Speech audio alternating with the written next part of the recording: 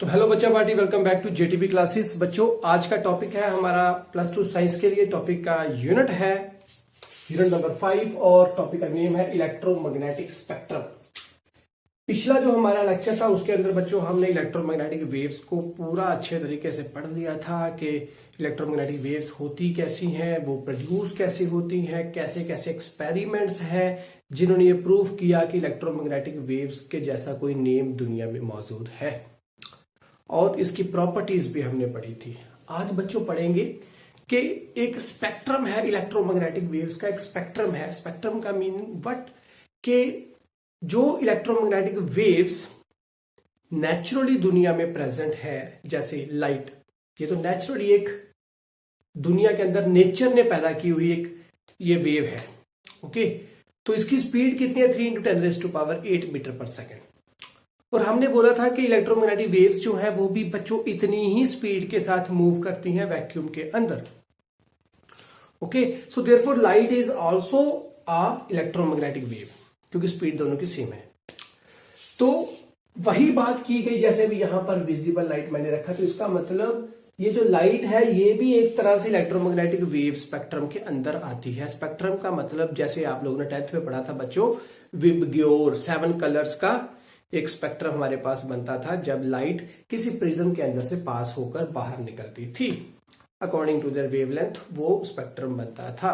तो यहां पर भी अकॉर्डिंग टू देयर वेवलेंथ कि दुनिया के हमारी जो ये वर्ल्ड है उसके अंदर हमने हर एक वेवलेंथ के लिए, हर एक फ्रीक्वेंसी के लिए उसको एक अलग अलग बैंड विड्थ में क्या डिवाइड कर दिया है कि कहां से लेकर कहां तक फ्रीक्वेंसीज हमारे पास प्रेजेंट है इस पूरे वर्ल्ड में, हम उनको कैसे पैदा करते हैं, वो सभी things according to their wavelength, according to their frequency बांट दिए गए हायर से लेकर लोअर तक।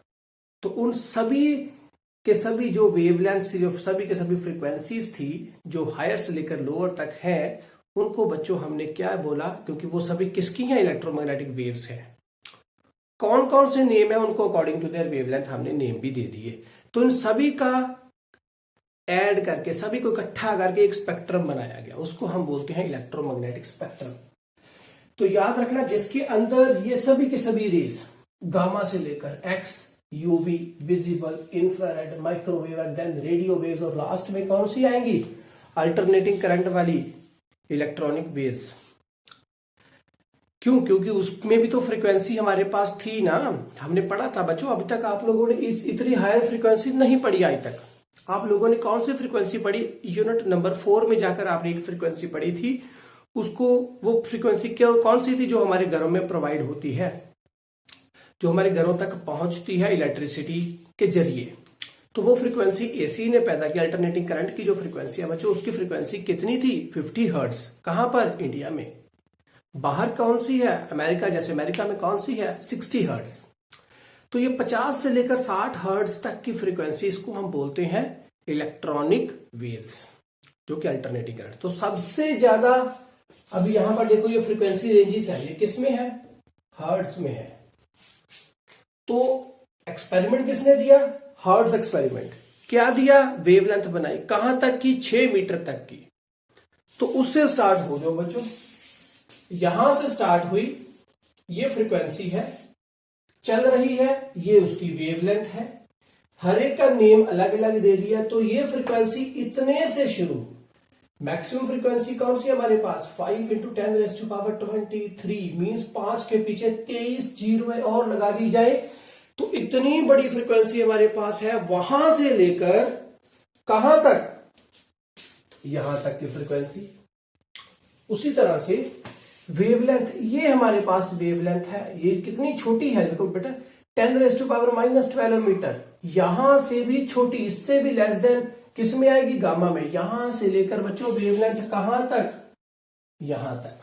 तो ये हमारे पास फ्रीक्वेंसी थी, यहां से लेकर यहां तक। ये किसकी आ गई? Radio waves. इससे भी कम, अभी देखो ये 5 के पीछे 5 जीरो हैं, तो यहां तक ये रेडियो वेव हमारे पास आएगी, यहां से लेकर यहां तक। अब इससे भी छोटी फ्रीक्वेंसी हमारे पास है, वो कौन सी है? इलेक्ट्रॉनिक वेव्स, अल्टरनेटिंग करंट वाली। तो उसकी फ्रीक्वेंसी कितनी होगी बच्चों? उसकी है, लिख लो यहां पर इलेक्ट्रॉनिक वेव्स, उसकी फ्रीक्वेंसी है हमारे पास बच्चों 50 से 60 हर्ट्ज, सबसे कम वाली ये है। सो मिनिमम फ्रीक्वेंसी जो हमारे पास आएगी बच्चों कौन सी है, 50 हर्ट्ज। ओके, इससे अगर नीचे आ जाए तो बच्चों हम उसको डायरेक्ट करंट ही काउंट करेंगे, क्योंकि इससे छोटी फ्रीक्वेंसी भी हमारे पास है नहीं कोई भी और, तो उसको मान लिया जाएगा कि ये डायरेक्ट करंट ही है। ओके, क्योंकि सिग्नल क्या है, चेंज नहीं होगा, तो सिग्नल चेंज नहीं होगा तो वो डीसी बन गया। तो अभी बच्चों आराम से पढ़ना इसको, ये पूरे थिंग हमने इस बोर्ड के ऊपर लिख दिया, बना दिया बच्चों आप लोगों के लिए, ध्यान से समझना इसको और देखो फर्क क्या नजर आएगा। देखो ये सभी वेव्स कहां पर है, ये पास हो रही हैं बच्चों किस में, वैक्यूम में। ओके, तो वैक्यूम में इलेक्ट्रॉनिक हमारे पास जो इलेक्ट्रोमैग्नेटिक वेव्स थी बच्चों, उसकी एक चीज, एक फिजिकल क्वांटिटी बच्चों जो कि सेम हो इन सभी के लिए, वो कौन सी है, जल्दी से बोल दो जरा।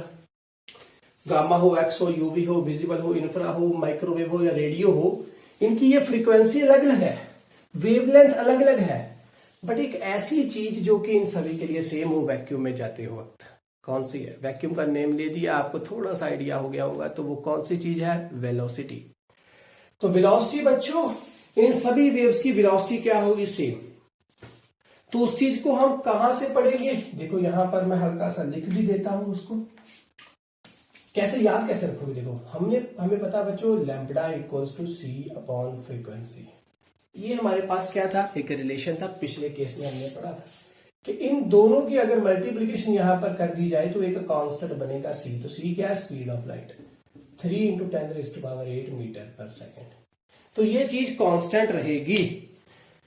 तो आप लोगों को करना क्या है, देखो सिंपली आप लोगों को बच्चों सिर्फ एक याद रखनी है, चाहे आप फ्रीक्वेंसी को याद रख लो, चाहे आप वेवलेंथ को याद रख लो, दूसरा ऑटोमेटिकली आ जाएगा, क्योंकि ये चीज कांस्टेंट रहेगी।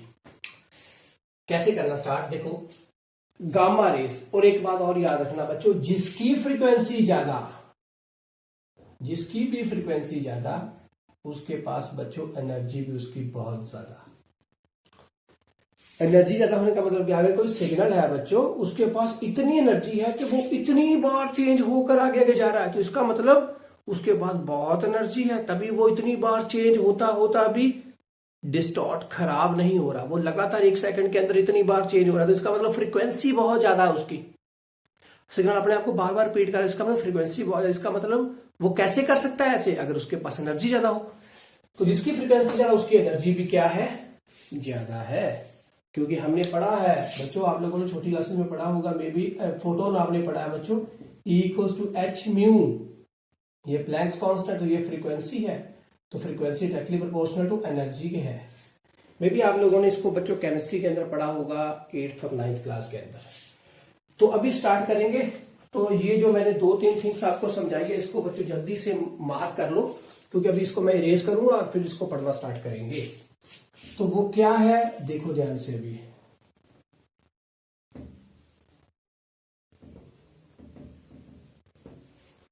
ओके। तो अब है हमारे पास, जो हम स्टार्ट करेंगे वो है सबसे पहले गामा। ओके, तो गामा क्या बोलता है, गामा जी बोलते हैं कि मेरे पास सबसे ज्यादा फ्रीक्वेंसी है, मेरी फ्रीक्वेंसी बहुत हायर है, मेरी फ्रीक्वेंसी है 5 × 10⁻23 से लेकर 3 × 10⁻18। अब आपको क्वेश्चन क्या आएगा, क्वेश्चन आएगा आपको बोल दिया जाएगा कि ये फ्रीक्वेंसी है, बताओ ये किस वाले नेम के अंदर आती है, ये कौन सी टाइप ऑफ रेडिएशन है, ये कौन सी टाइप ऑफ वेव्स है, ये बताना पड़ेगा आपको। तो इन सब के लिए आपको फ्रीक्वेंसी और वेवलेंथ दोनों में से कोई एक याद रखो, दूसरा ऑटोमेटिकली आ जाएगा, तो आपको ये याद रखना है। और सेकंड, सोर्स ये कैसे प्रोड्यूस होते हैं वो याद रखना है, और इसके यूजेस वो क्या है, ये सभी थिंग्स आपके माइंड में होनी चाहिए। 2-3 जो मेन है वो यहां पर मैंने लिख दिए हैं, बाकी आप लोग बच्चों अच्छे से इसको बुक में देख सकते हो, बुक में बहुत अच्छे तरीके से पॉइंट्स बनाकर लिखे हुए हैं, आपकी एनसीईआरटी बुक में भी, और जहां आप कोई भी रेफरेंस बुक जो आप फॉलो कर रहे हैं। तो गामा रेज है जो बच्चों को 5 × 10⁻23 से लेकर 3 × 10⁻18 हर्ट्ज तक, इतनी रेंज के अंदर बच्चों कौन से हमारे पास गामा रेज है। तो इसका मतलब क्या है, कि ये गामा रे की हायर फ्रीक्वेंसी कौन सी है, वो ये है, और लोअर कौन सी है, वो ये है, कि यहां से लेकर यहां तक गामा आएगी, और यहां पर जाकर ये खत्म, और देखो ये यहां पर खत्म है, और यहां से एक्स भी स्टार्ट हो गई। इसका मतलब इसी के टाइम पीरियड, इसी के फ्रीक्वेंसी रेंज के अंदर अंदर ये भी स्टार्ट हो रही है। तो इसका मतलब जो दो पार्ट कहां से लेकर 18 से लेकर 20 तक के अंदर अंदर बच्चों गामा भी है और एक्स भी है। तो देयरफॉर क्या है कि दोनों ओवरलैप हो रही हैं इस रेंज के अंदर। 18 तक तो ये जानी चाहिए थी, तो ये 18 से स्टार्ट होनी चाहिए थी, बट ये 20 से स्टार्ट है। इसका मतलब गामा रेज और एक्स रेज कुछ पार्ट के ऊपर ओवरलैप करती हैं। तो अगर कहीं पर आपको क्वेश्चन आ जाए 3 × 10⁻19, ओके, अगर आपको वो थिंग आ जाए तो उसके लिए आप क्या लिखोगे बच्चों? देखो ये हमारे पास 3 × 10⁻19 आ गया, तो वो गामा में भी है क्योंकि 18 तक ये चलेगी, तो इसमें भी है, और 23 से लेकर 18 तक ये है, तो इसमें 19 भी आ रहा है, तो इसका तो गामा वहां पे भी है, और इसके अंदर भी 19 है तो एक्स में भी है। तो आप दोनों में से किसी को भी लिख सकते हो, गलत नहीं होगा। इसका मतलब क्या है ओवरलैपिंग का? इसका मतलब ये है बच्चों कि एट दैट टाइम ये 19 वाले केस में जब फ्रीक्वेंसी होगी 10⁻19, वहां पर ये दोनों तरीके से यूज किया जाएगा। मींस अगर जिस भी चीज से इसको प्रोड्यूस किया जा रहा है, तो अगर वो 10⁻19 आ रहा है, तो बच्चों इसका मतलब जो चीज इसको प्रोड्यूस कर रही है उस फ्रीक्वेंसी को 10⁻9 वाली फ्रीक्वेंसी, 19 वाली फ्रीक्वेंसी अगर जो चीज प्रोड्यूस कर रही है वो गामा को भी प्रोड्यूस कर सकती है और एक्स को भी कर सकती है। उतनी रेंज तक की गामा भी हमारे पास आ सकती है और एक्स रेज भी हमारे पास आ सकती हैं। ओके, तो इसके बाद बच्चों है हमारे पास, तो ये 70 तक ये चला गया। सो 17 से लेकर 10⁻14 तक हमारे पास कौन सी है? यूवी रेज, अल्ट्रा वायलेट रे। ओके, तो ये वहां तक चलेंगी। विजिबल के अंदर हमारे पास होगी 10⁻14 से लेकर 10⁻14। इसका मतलब इसका जो स्पेक्ट्रम है विजिबल लाइट का, वो ये बहुत ज्यादा क्या है, स्मॉल है, छोटा है। ओके, तो अब देखा जाए जिसकी फ्रीक्वेंसी, अब आप लोगों को बच्चों ये बात तो पता है। ओके, वन थिंग क्लियर कर ले हम, लाइट के अंदर कौन से कलर है हमारे पास? 7 कलर्स है, विबग्योर बनता है। तो रेड कलर की जो लास्ट पे है उसकी वेवलेंथ ज्यादा है कि फ्रीक्वेंसी ज्यादा है? जल्दी से बोलो, उसकी वेवलेंथ ज्यादा है। तो जिसकी वेवलेंथ ज्यादा है उसकी फ्रीक्वेंसी क्या होगी? कम होगी, क्योंकि दोनों एक दूसरे से क्या है, इनवर्सली प्रोपोर्शनल है। ओके, तो इसका मतलब रेड कलर जो होगा वो इस 8 के पास होगा या इसके पास होगा? तो यहां पर जिसकी फ्रीक्वेंसी ज्यादा होगी वो कौन सा होगा? वॉयलेट। ओके ओके, तो बाद में ऐसे बनता हुआ ये बाकी सारे बनेंगे। तो रेड की जो फ्रीक्वेंसी होगी वो यहां पर आएगी और वॉयलेट की फ्रीक्वेंसी जो होगी वहां पर आएगी, और इनके बीच में ही कहीं पर ये सारे के सारे कलर्स आएंगे हमारे पास। ओके, तो आप तक कौन सी फ्रीक्वेंसी आ रही है उसी के अकॉर्डिंगली आपकी जो आई है वो सेंस करके बताएगी कि ये कौन सा कलर हम देख रहे हैं। ओके, तो उसके बाद है इंफ्रारेड वेव्स। इसकी भी हमारे पास कौन सी है? फ्रीक्वेंसी है। अब यहां पर ये खत्म होगी तो 14 से ये स्टार्ट और 11 तक ये चलेगी। तो इसका मतलब बेसिकली ये हायर से हम लोअर की ओर आ रहे हैं। जिसका एक लोअर है उसका वो आगे जाकर हायर बढ़ेगा। जैसे ये लोअर था, ये हायर बन गया, ये लोअर, ये यहां पर हायर, ये लोअर, ये यहां पर हायर, ये लोअर, ये यहां पर हायर। तो 10⁻11 से लेकर 10⁻9 तक पीछे की ओर तो ये माइक्रोवेव आएगी, और यहां से लेकर यहां तक रेडियो वेव्स हमारे पास प्रेजेंट होंगी। तो बात समझ में रखो। उसी तरह से बच्चों वेवलेंथ जो होगी, जिसकी अब फ्रीक्वेंसी ज्यादा है उसकी वेवलेंथ क्या होगी? कम होगी। तो 10⁻−12 मीटर, कितनी छोटी, इतना ज्यादा कम। 1 मीटर का कितना हिस्सा? 10⁻12 मीटर। इतनी छोटी है क्या? इसकी डिवाइडर की जो वैल्यू आएगी वो इतनी छोटी क्या है? इसकी वेवलेंथ आएगी। किसकी? गामा की। उसी तरह से इनकी यहां से लेकर यहां तक हो तो ये मीटर में है सारा, याद रखना बच्चों, ये मीटर में है। आपकी बुक में बच्चों नैनो में किया होगा, ओके, मिली में किया होगा। मैंने यहां पर सारा के सारा किसमें कर दिया? मीटर में कर दिया। आप इसको आराम से कर सकते हो।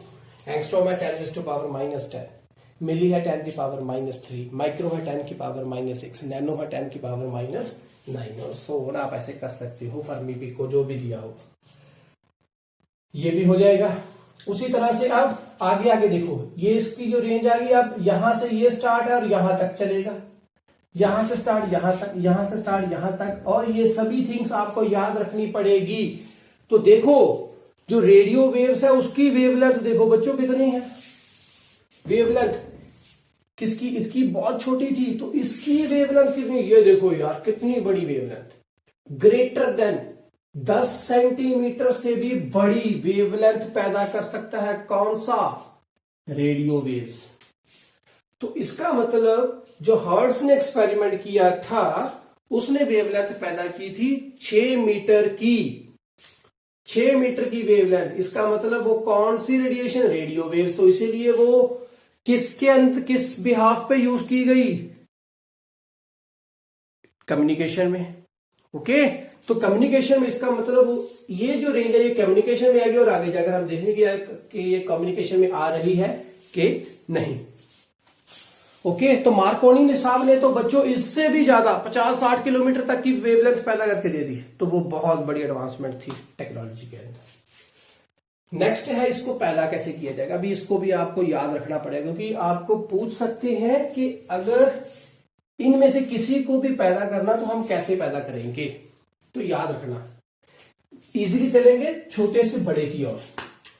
तो ये बहुत बड़ी फ्रीक्वेंसी है, इसको पैदा करना, इसका मतलब कुछ ऐसी थिंग्स को हमने यूटिलाइज करना पड़ेगा जो कि बहुत जल्दी से वाइब्रेट करती हो।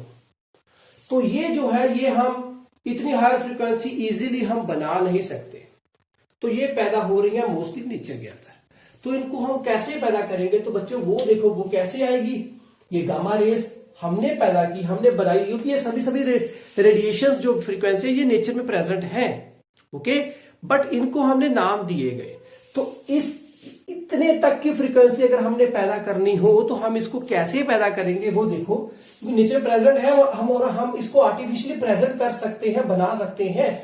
तो इसको बनाने का तरीका क्या है, न्यूक्लियर लेवल तक की, न्यूक्लियर लेवल तक हमें जाना पड़ेगा। न्यूक्लियर लेवल मींस क्या, कोई भी जो भी हमारे पास मटेरियल्स है वो एटम से बने हुए हैं, एटम्स के अंदर न्यूक्लियस है, तो न्यूक्लियस लेवल तक हमें जाना पड़ेगा। तो न्यूक्लियर लेवल के अंदर क्या होगा, अगर न्यूक्लियर फ्यूजन होगी मींस उस न्यूक्लियस का टूटना, जब वो न्यूक्लियस टूटेगा तो एट दैट टाइम जो फ्रीक्वेंसी पैदा होगी बच्चों वो कौन सी होगी, गामा रेज वाली। तो न्यूक्लियस के अंदर से जो निकली है वो गामा रेस है, और फ्यूजन का मतलब होता है न्यूक्लियस का टूटना अपने सब पार्ट्स के अंदर, छोटे छोटे न्यूक्लियंस के अंदर। ओके, फ्यूजन का मतलब क्या है, न्यूक्लियंस का मिलकर एक बड़े न्यूक्लियस का बनाना। तो ब्रेक डाउन वाले केस के अंदर गामा रेस जो होंगी वो पैदा होंगी। ओके, सेकंड है एक्स रेज। अब एक्स रेज क्या बोलेगा, देखो न्यूक्लियस लेवल तक आ गई गामा, तो ये एक्स रेज क्या बोलेंगे, ये बोलती हैं excitation of inner shells of electrons. अब आउटर शेल का एक्साइटेशन होना वो तो आराम से हो जाएगा यार, अब अंदर से चल रहे हैं, देखो ये न्यूक्लियस है, ये बाहर उसके शेल्स हैं। ओके, ये न्यूक्लियस के जो पास वाले शेल्स हैं, बाहर वाले नहीं, पास वाले शेल्स, उसमें जो इलेक्ट्रॉन्स हैं उनका जो एक्साइटेशन होना, उस वक्त बच्चों जो एनर्जी, जब वो एक्साइटेड होते हैं उस वक्त जो वेव्स हमें मिलकर आती हैं वो कौन सी हैं, एक्स रेज। तो ये इनर वाले शेल्स की बात हो रही है, ना कि आउटर वाले। तो वहां से जो इनर शेल से जो एनर्जी निकलती है बच्चों, वो कौन सी एनर्जी किस फ्रीक्वेंसी रेंज में आएगी बच्चों, वो है एक्स रेज। क्लियर, तो वो एक्सरे ट्यूब्स पैदा करती हैं उसको। उसके बाद देखो एक्साइटेशन ऑफ वैलेंसी इलेक्ट्रॉन्स। अब देखो यहां पर बोला 10⁻⁹ दोनों में आएगी, तो इसका मतलब क्या है कि ये जो इनर शेल्स वाले हैं जो कि न्यूक्लियस के बिल्कुल पास है, वहां पर भी बच्चों अगर ये इलेक्ट्रॉन्स पास वाले अगर कोई एनर्जी प्रोवाइड करते हैं तो हो सकता है वो 10⁻⁹ की हो जाए। तो इसका मतलब न्यूक्लियर लेवल तक अभी ये जो फ्यूजन होगी, ये इसका मतलब इतनी स्ट्रॉन्ग अगर पैदा कर रहे हैं तो वो न्यूक्लियस के अंदर से निकलेगी। ओके, अब ये लोअर की ओर आ रही है, तो इसका मतलब हल्का सा हम इसके न्यूक्लियस से माड़ा सा थोड़ा सा बाहर शेल की ओर आ सकते हैं, तो वहां से भी एनर्जी कोई निकलेगी। तो वो बच्चों ये भी पैदा होगी और ये भी पैदा होगी, एकदम से कट ऑफ तो होगा नहीं ना। ओके, तो यहां से जो हो रही है गामा, तो बाहर इनर शेल से जो हो रही है वो एक्स, उसके बाद यूवी कहां से आएगी, excitation of valency electrons in atoms. Otherwise UV radiations कहां से आती हैं, हमें सन से आती हैं, और हम इसको पैदा भी कर सकते हैं। वो कहां से, जब वैलेंसी इलेक्ट्रॉन्स मींस बाहर वाले जो वैलेंस शेल के अंदर थे इलेक्ट्रॉन्स, ये जब एक्साइटेड होंगे तो बच्चों एट दैट टाइम कौन सी रेडिएशंस आएंगी, यूवी रेस। और साथ में है बच्चों हमारे पास स्पार्क और आर्क लैंप्स। तो स्पार्क और आर्क लैंप्स मींस जहां से हायर, अभी यहां पर देखो फ्रीक्वेंसी क्या होगी, बहुत ज्यादा नहीं, एकदम से स्पार्क निकले तो वहां से भी बच्चों जो हमारे पास लाइट निकल आएगी वो भी कौन सी होगी बच्चों, यूवी रेडिएशंस की ही होगी। उसके बाद क्या है, अब देखो यूवी रेडिएशंस जो है वो भी हमारी, हम आराम से फेस कर सकते हैं, हम उसे आराम से फील कर सकते हैं। ओके, और विजिबल लाइट को भी हम आराम से फील करते हैं। तो इसका मतलब excitation of valency electrons in atoms, और ये जो थिंग्स ये दोनों में होती है। इसका मतलब क्या है कि ये जो चीज है अब डिपेंड है कि जो एटम है वो कौन सा है, उसका वैलेंस इलेक्ट्रॉन्स कितनी एनर्जी उसमें है, तो उसके अकॉर्डिंगली क्या होगा कि ये जो पैदा करेगा ये विजिबल को भी पैदा कर सकता है और यूवी को भी पैदा कर सकता है। ओके, और स्पार्क और आर्क वो इसमें नहीं आएगा, क्यों, क्योंकि वो क्या है, वो डेफिनेटली क्या करते हैं, यूवी को ही पैदा करते हैं, ना कि ये। क्योंकि अगर कोई स्पार्क कहीं पर हो रही है तो वो बच्चों हम इजीली हम आईज के साथ देख नहीं सकते, वो क्या causes irritation to our eyes. तो वो क्या है, वो भी बच्चों क्या है, यूवी को पैदा करते हैं। और सिंपल जो एक्साइटेशन होगी कौन सी, वैलेंस इलेक्ट्रॉन्स की, वो बच्चों कौन पैदा करेगा, सिंपल विजिबल लाइट को ही पैदा करेगा। ओके, उसके बाद क्या है, अब यहां से स्टार्ट हुए इसके लिए, इनर से स्टार्ट हुए इसके लिए, बैलेंस पे आए तो ये दोनों के लिए आ गया, स्पार्क और आर्क एक्स्ट्रा ऑर्डिनरी केस आ गया यूवी के लिए। इंफ्रारेड के लिए क्या होगा, देखो इंफ्रारेड में क्या होगा, ये पूरा जो एटम है ना, इसकी वाइब्रेशंस होने के कारण, एटम्स और मॉलिक्यूल्स की वाइब्रेशन होने के कारण एक एनर्जी निकलेगी, वो कौन सा होगा, इंफ्रारेड वेव्स। ओके, उसके बाद क्या है, यहां तक ये जो हमारे पास एनर्जी यहां तक तो हो रहा है बच्चा कौन सा, बहुत छोटे लेवल पे। ओके, क्योंकि ये जो नेक्ड आइज के साथ इसको करवाना बहुत ज्यादा मुश्किल है।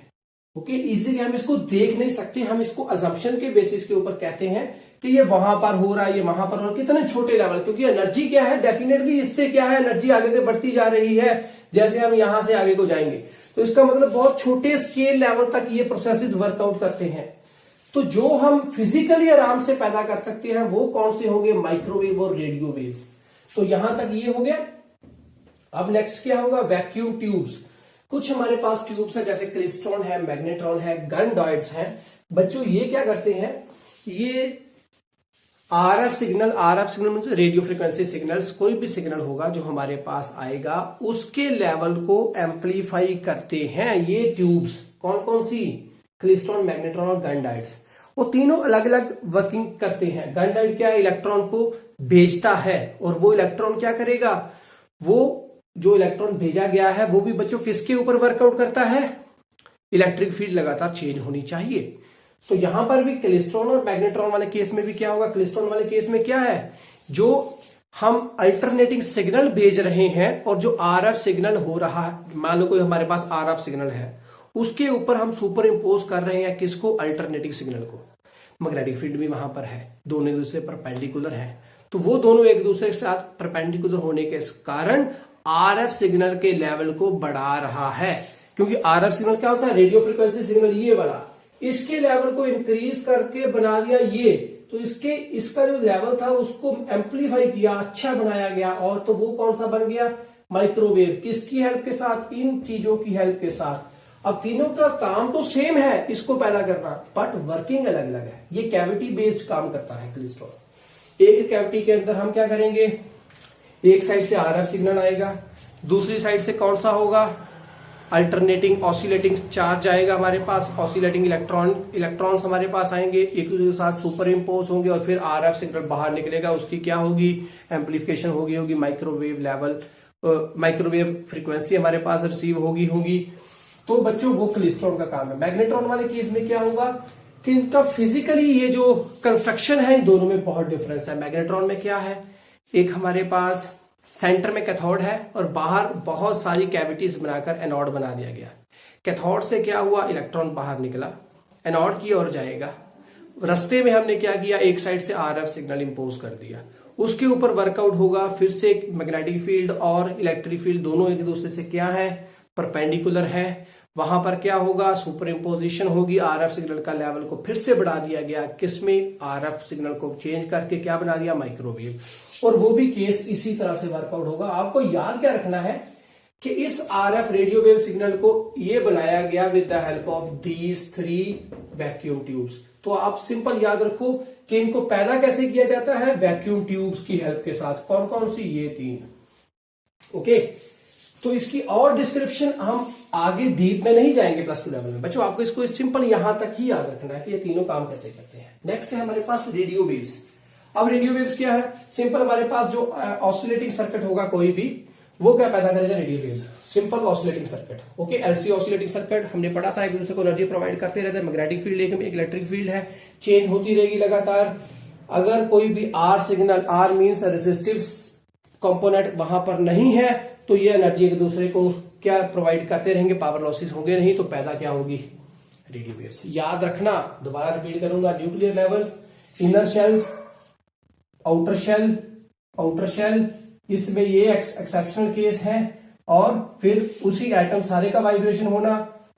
फिर फिजिकली हम देख सकते हैं कि इन्हीं एटम्स जो सभी थिंग्स होगी, जो आरएफ सिग्नल हमारे पास होगा, उसको क्या किया गया, क्लेस्ट्रॉन की हेल्प के साथ क्या कर दिया गया, उसका लेवल बढ़ा दिया गया। तो आरएफ सिग्नल कैसे पैदा हुआ, एलसी ऑसिलेशंस के साथ। तो ये फिजिकली देख सकते हैं आराम से। हम हमारे पास अपरेटस है, तो ये अपरेटस के बगैर है। ओके, क्योंकि ये बहुत छोटे लेवल का काम हो रहा है, बहुत माइनर लेवल तक हम जा रहे हैं। फिजिकली इसको हम अपने सामने अपरेटस की हेल्प के साथ बना सकते हैं। इसको बहुत छोटे लेवल है, बिल्कुल माइक्रोस्कोपिक लेवल तक हमें जाना पड़ेगा।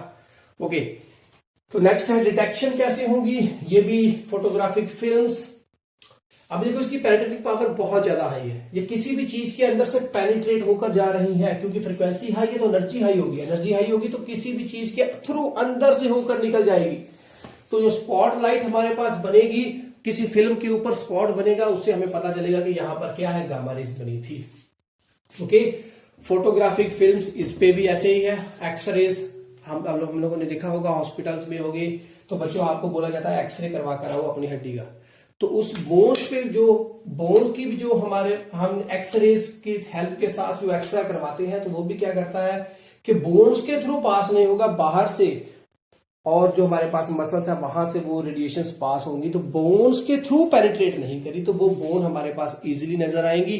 तो वो क्या है, एक फिल्म जो हमारे पास बनकर आएगी, जिसके ऊपर हम इस पूरी चीज को व्यू कर सकते हैं। तो वो भी कौन सी है, तो ऐसे हम डिटेक्शन करते हैं आराम के साथ। फोटोग्राफिक फिल्म्स, यूवी रेडिएशन से भी उसी तरह से। फोटो सेल्स क्या है, आप लोग इसको इलेक्ट्रॉनिक सर्किट्स के अंदर पढ़ोगे बच्चों, यूनिट नंबर 9 में, कि जहां पर UV radiation directly photo cells के ऊपर पड़ेंगी। और हम क्या करेंगे, फोटोज मींस जो यूवी रेडिएशंस आ रही हैं सन से, वो बच्चों फोटोन पूरा आकर उस सेल के ऊपर लैंड करेगा, तो उससे क्या होगा, इलेक्ट्रिक सर्किट पैदा होगा।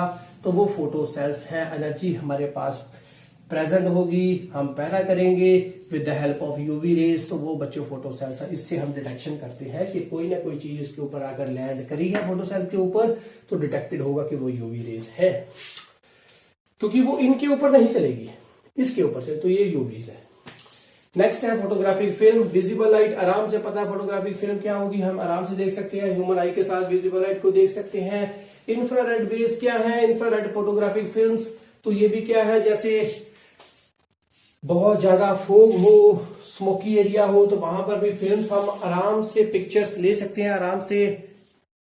तो वो बच्चों कौन सा, इंफ्रारेड वेव्स है। तो डिटेक्शन इसकी कैसे होगी, सिंपल ऐसे भी डिटेक्शन हो सकती है कि ये सिर्फ हमें देख नहीं सकते, इसको महसूस कर सकते हैं। हीटिंग इफेक्ट हमारे पास पहुंचता है इसका।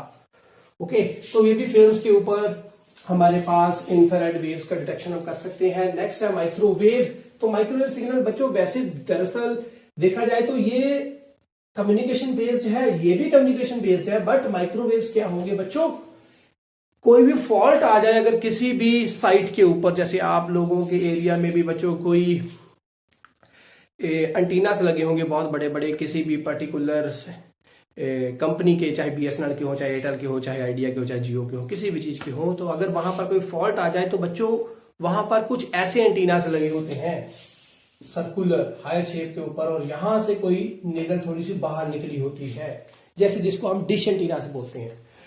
तो वो बच्चों बेसिकली वहां पर क्या करते हैं, वो एक दूसरे के साथ इस डिश का इस वो जो साइट है वहां पर जो लगा हुआ ये, और कोई दूसरा कहीं और पर लगा है वो, ये दोनों एक दूसरे के साथ पॉइंट ऑफ कांटेक्ट बनाकर रखते हैं सीधे सामने, लाइन ऑफ साइट के थ्रू हेल्प के साथ एक दूसरे के ऊपर काम करते हैं।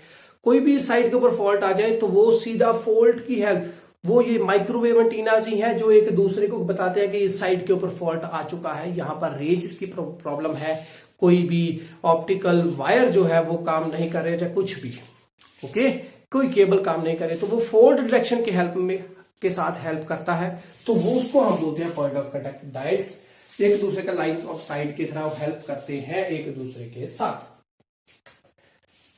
और नेक्स्ट है हमारे पास रिसीवर एंटीनास, वो कौन से हैं आप लोग देख सकते हो, उसी साइड के ऊपर बच्चों कुछ इस लेंथ के ऊपर ऐसी लेंथ में भी एंटीनास लगे होंगे, कैसे रेक्टेंगुलर शेप में, तो वो जीएसएम एंटीनास होते हैं, रेडियो वेव्स वाले एंटीनास। ओके, नेक्स्ट है अब इनके यूजेस क्या है, treatment of cancer, tumour, cancer और ट्यूमर को खत्म करने में हेल्प करता है गामा रेज। देखना कैंसर का लेवल कौन सा है, ट्यूमर कैसा है, उसको उस सेल्स को उस टिश्यू को खत्म करना है तो गामा रेज को इंजेक्ट किया जाता है शरीर के अंदर। ओके, अब क्या करेगा, पेनिट्रेटिंग पावर अच्छी है, वो खत्म करेगा, उस टिश्यू को खत्म करेगा, तो वो हेल्प करता है। अब देखो अगर बहुत गामा रेडिएशन इतनी लेवल की हार्मफुल है, थोड़े लेवल के भी हार्मफुल है, अब अगर वो कहीं और जगह पर किसी और टिश्यू के ऊपर अगर इफेक्ट कर गई तो उसको वो खत्म कर सकता है। तो बेसिकली बहुत ध्यान से इस चीज को यूज किया जाता है, और कैंसर ट्यूमर ट्रीटमेंट के लिए टू प्रिजर्व फूड स्टफ को भी अब प्रिजर्व करने के लिए, तो उसमें हम क्या करेंगे, लोअर लेवल के गामा रेडिएशन को यूज करेंगे, हायर को नहीं, हायर को उसको भी खत्म कर देगा। न्यूक्लियर रिएक्शंस एंड, और इसके बारे में कोई जरूरी इंफॉर्मेशन लेनी हो तो उस वाले केस में भी हेल्प होती है गामा रेज के साथ। न्यूक्लियर रिएक्शन देखनी है कितने लेवल की, क्योंकि आप लोग पढ़ते होंगे जैसे हमारे पंजाब में भी या कहीं और पर भी, जैसे राजस्थान में देख लो, जापान वाला केस था बहुत, वहां पर जो इलेक्ट्रिसिटी पैदा होती है वो न्यूक्लियर रिएक्शंस के साथ पैदा होती है। ओके, बहुत बड़े बड़े एक्यूमुलेटर होते हैं वहां, उसके अंदर बच्चों न्यूक्लियर रिएक्शन यूरेनियम की हेल्प के साथ इलेक्ट्रिसिटी पैदा की जाती है, एनर्जी बहुत पैदा होगी, उस एनर्जी को हम यूटिलाइज करेंगे किसी चीज को गर्म करने में, वहां से भी स्टीम पैदा होगी और वो एनर्जी हमारे पास पहुंचेगी, और वो एनर्जी क्या करेगी, किसी टरबाइन को घुमाएगी और इलेक्ट्रिसिटी पैदा होगी।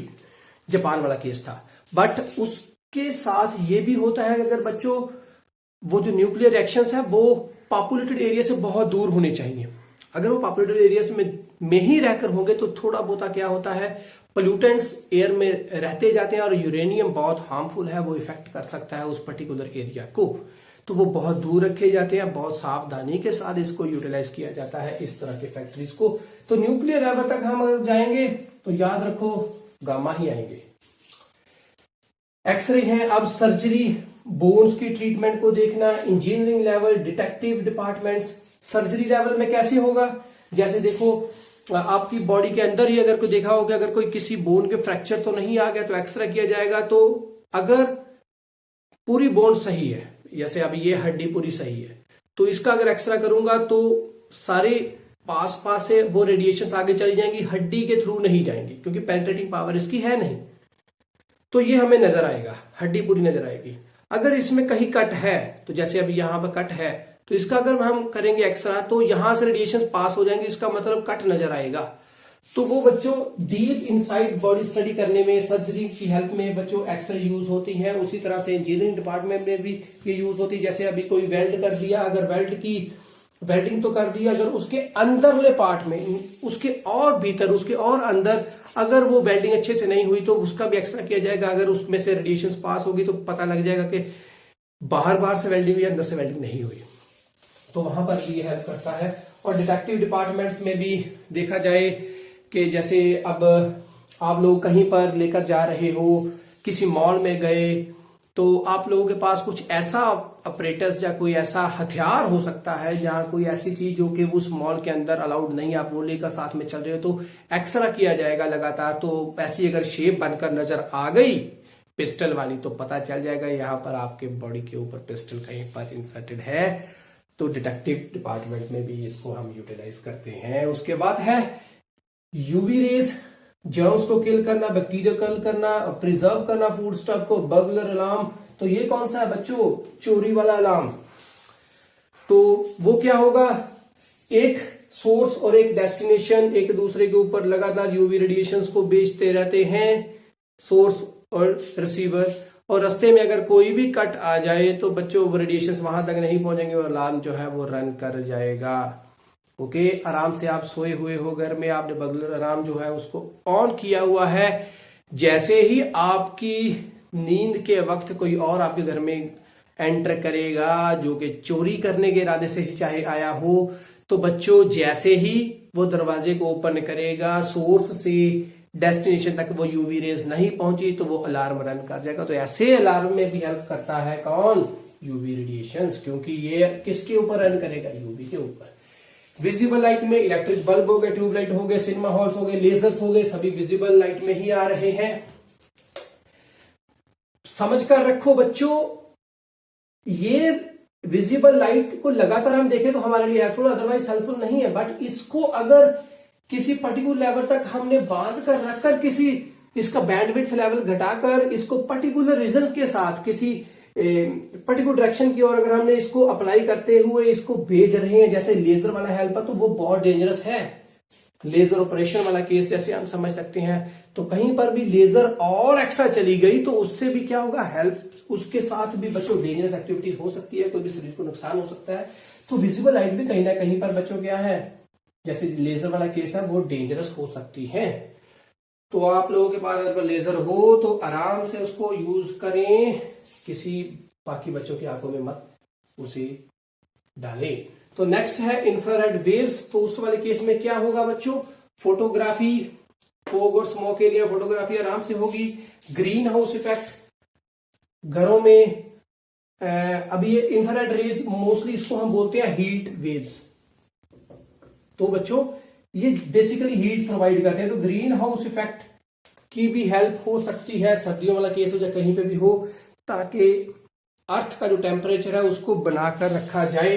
तो ग्रीन हाउस इफेक्ट में भी बच्चों ये हेल्प करता है। ज्यादा नहीं होना चाहिए, कार्बन डाइऑक्साइड का लेवल बढ़ गया तो बहुत ज्यादा अर्थ वार्म होगी तो ग्लेशियर्स क्या होंगे, वो पिघलने शुरू हो जाएंगे, तो उससे नुकसान भी होगा। तो ये ग्रीन हाउस इफेक्ट कुछ हद तक ही हेल्पफुल भी है। नेक्स्ट है माइक्रोवेव्स। उसमें क्या होगा? एयरक्राफ्ट नेविगेशन, किसी चीज का पता करना हो तो कैसे होगा? सिग्नल को भेजा जाता है एक जगह से दूसरी जगह के ऊपर, क्योंकि माइक्रोवेव्स का एक फंडा है बच्चों, वो कौन सा?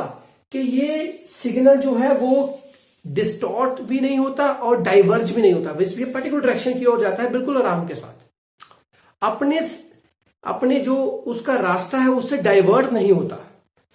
ये भी हो सकते हैं, बाकी भी हो सकते हैं, बट ये नहीं होता। इसकी जो वेवलेंथ है वो जिस लेवल की है वो सुटेबल है पूरा, कि ये लाइन ऑफ साइट के ऊपर काम करता है। तो इस वाले केस में एयरक्राफ्ट नेविगेशन में भी क्या होगा? माइक्रोवेव सिग्नल सोर्स से भेजे जाते हैं, जैसे रडार वाला केस हो गया, ओके, सोनार वाला केस होगा, उसके भी क्या होगा? माइक्रोवेव सेंड किए जाते हैं। अगर रास्ते में कोई भी चीज आ जाए तो वहां से सिग्नल रिसीव होकर वापस आता है, तो पता चलता है कि वहां पर कोई एनिमी है या कोई भी चीज है। ओके, जैसे सोनार वाला केस होगा। रडार एयर में भी जैसे वो केस होते हैं ऐसे। Okay, cooking purposes microwave oven काम कैसे करता है?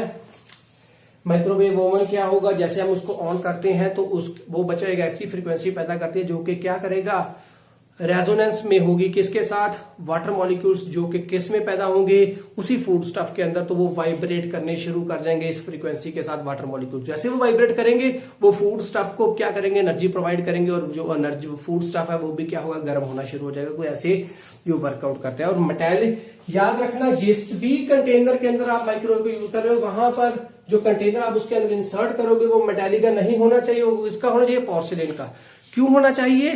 क्योंकि पोर्सिलेन के ऊपर बच्चों माइक्रोवेव रेडिएशंस का कोई इफेक्ट नहीं पड़ता, वो आराम से ठंडा रहता है। बाकी शॉक केस हो सकते हैं अगर आप मेटल को यूज करते हैं, जहां मेटल क्या होगा, उसके अपने पार्टिकल्स भी क्या होंगे, वो वाइब्रेट करना शुरू कर जाएंगे साथ में, और वो भी हीट होगा। तो वो चीजों को खत्म करने के लिए हम पोर्सिलेन कंटेनर यूज करते हैं हमेशा, किसके अंदर, माइक्रोवेव ओवन के अंदर जी। चेकिंग स्पीड ऑफ एनीथिंग, अब किसी भी चीज की अगर स्पीड चेक करनी हो तो उसको भी हम माइक्रोवेव की हेल्प के साथ यूज कर सकते हैं। वो कैसे, अगर कोई चीज जा रही है बहुत स्पीड के साथ किसी पर्टिकुलर डायरेक्शन की, और जैसे बॉल को समझ लो, जैसे क्रिकेट में भी बच्चों स्पीड जज की जाती है, वो कैसे जज की जाएगी कि माइक्रोवेव जो हम भेज रहे हैं किसी पर्टिकुलर डायरेक्शन की ओर, जैसे ही उसको पता चला कि उस साइड से कोई बॉल आ रही है, वो इतनी स्पीड के साथ आ रही है, तो देखा जाएगा वो जो माइक्रोवेव जाकर वहां पर स्ट्राइक करे वापस हमारे पास आएंगे। तो कितनी जल्दी से वापस आए, उसकी हेल्प के साथ, रिलेटिव वेलोसिटी के साथ हम पता लगा सकते हैं कि जो बॉल है वो कितनी स्पीड से आ रही है। तो रिलेटिव वेलोसिटी की हेल्प के साथ हम किसी भी चीज की स्पीड को पता कर सकते हैं। तो नेक्स्ट है रेडियो वेव्स, वो कम्युनिकेशन, टेलीविजन कम्युनिकेशन, इन सभी के अंदर वो यूज में लाई जाएंगी। ध्यान से इसको भी याद रखना बच्चों, लोअर फ्रीक्वेंसी है, हायर ये है। तो लोअर से क्या, एम्पलीट्यूड मॉड्यूलेटेड मींस सिग्नल कैसा होगा। आप लोगों ने बच्चों क्या करा होगा, जैसे रेडियोस थे पहले हमारे पास, ट्रांसीवर थे हमारे पास, तो वहां पर क्या होता था, एएम और एफएम लिखा होता था उस रेडियो के ऊपर। एएम क्या था, वो लोअर लोकल लेवल के सिग्नल्स जो थे उसको रिसीव करता था। एफएम क्या था, बड़े लेवल का सिग्नल रिसीव करता था। उसी तरह से बच्चों इस फ्रीक्वेंसी जो कि इसके बिल्कुल लोअर लेवल के पास होगी, वो एएम के लिए यूज की जाएगी। एम्पलीट्यूड मॉड्यूलेटेड मींस एम्पलीट्यूड को एनवल्प बनाकर सिग्नल को भेजा गया। उसके बाद शॉर्ट एम्पलीट्यूड मॉड्यूलेटेड, उसके बाद फिर आगे जाएंगे और तो फिर अल्ट्रा आएगी, फिर पहले सिंपल आएगी हमारे पास फ्रीक्वेंसी, फिर अल्ट्रा फ्रीक्वेंसी आएगी, उसके बाद फिर वो रेडियो के लिए हायर फ्रीक्वेंसी आएगी। तो ऐसे बच्चों फिर एफएम भी आएगा। तो ये सभी सिग्नल्स इसी फ्रीक्वेंसी के अंदर यूज में आएंगे। आप इसको आराम से, इसको भी जज कर सकते हो, बुक से आराम से देख सकते हो। कम्युनिकेशन के लिए भी यूज किए जाएंगे यही रेडियो वेव्स। लास्ट में है हार्मफुल इफेक्ट क्या होगा, ये पेनिट्रेट करता है थ्रू दी बॉडी, तो ये बहुत हार्मफुल है, इससे बचकर हो गई। एक्सरेज है, ये भी हार्मफुल है ज्यादा। जब आप कभी भी एक्सरे करवाने जाओ तो वहां पर प्रिकॉशंस बहुत ज्यादा देखी जाती हैं डॉक्टर्स की हेल्प के साथ। तो क्यों, क्योंकि ये हार्मफुल है भाई साहब, इसलिए यहाँ पर प्रिकॉशंस जो है वो रखी जाती हैं। तो इससे भी बचकर रहना चाहिए। लॉन्ग टर्म तक सामने हर छोटी छोटी बात के ऊपर एक्सरे करवाने मत जाया करो। देखो कि पहले पेन कितनी है, या अपने मेंटल लेवल आइडियाज को भी जज करके चलो कि एक्सरे करवाने की जरूरत है या नहीं। यूवी रेज स्किन को बर्न करती है। जून जुलाई के मंथ में धूप में नहीं बैठना, स्किन बर्न हो जाएगी, इफेक्ट पड़ेगा इसके ऊपर, क्योंकि ओजोन लेयर तो ऑलमोस्ट खत्म होने वाली थी, अब थोड़ी कोरोना की वजह से में भी थोड़ी शांत होगी। ओके, तो अब जब तक ओजोन लेयर है तब तक ठीक है, बैठ सकते हो आराम से बाहर भी, बट बचकर रहो फिर भी कि यूवी रेज से हम जितना बच सके उतना अच्छा है। नेक्स्ट है हमारे पास विजिबल लाइट, तो उसका भी बैड इफेक्ट होगा आंखों के ऊपर। ज्यादा देर तक टीवी नहीं देखना बच्चों, मोबाइल का इस्तेमाल बहुत कम करना है। Next, infrared rays causes heat effects for long exposure, ये भी हीट इफेक्ट लगातार प्रोवाइड करता है। माइक्रोवेव्स डिपेंडिंग ऑन एक्सपोजर, तो ये माइक्रोवेव्स उसी तरह से बच्चों सेम इफेक्ट है सभी का। ज्यादा देर तक एक्सपोजर नहीं रखना, इफेक्ट ऑन ब्रेन पे भी पड़ेगा किसका, रेडियो वेव्स का। तो मोबाइल को भी जब आप यूज कर रहे हो, ज्यादा देर तक कॉलिंग के ऊपर भी आप लोगों ने नहीं रहना है। तो बेसिकली जो थिंग्स आपको समझ नहीं आई इसमें वो क्या है, फ्रीक्वेंसी, वेवलेंथ, सोर्स और यूजेस इंपॉर्टेंट है। बाकी जो इसके यूजेस होंगे वो इतने ज्यादा पूछे नहीं जाते, मेन जो ये थे जो हमने पढ़ लिए हैं। आज के लिए बस इतना ही। पूरा चैप्टर यूनिट नंबर 5 हमारा कंप्लीट हो चुका है, इलेक्ट्रोमैग्नेटिक स्पेक्ट्रम खत्म है। आज के लिए बस इतना ही। खुश रहें, खुशहाल रहें, पढ़ते रहें, पढ़ाते रहें और लाइफ को क्या करना है, एंजॉय। नेक्स्ट यूनिट ऑप्टिक्स लेकर हाजिर होंगे आप लोगों के पास जल्द ही, एक हफ्ते के बाद। Bye bye, take care.